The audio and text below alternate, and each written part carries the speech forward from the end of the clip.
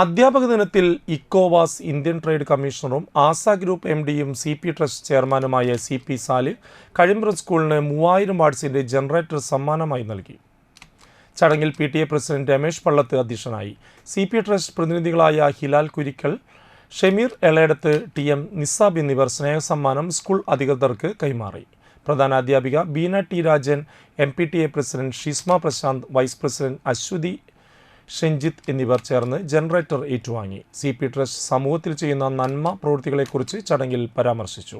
സ്കൂളിൽ എന്നും വെളിച്ചം നിലനിൽക്കാൻ സാധിക്കട്ടെ എന്ന് CP ട്രസ്റ്റ് പ്രതിനിധികൾ ആശംസിച്ചു.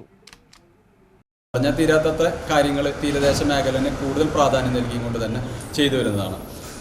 ഈ ഒരു സാഹചര്യത്തിൽ ഇന്ന് ഏറ്റവും വലിയൊരു സന്തോഷ ദിവസമാണ് അധ്യാപക ദിനമാണ്.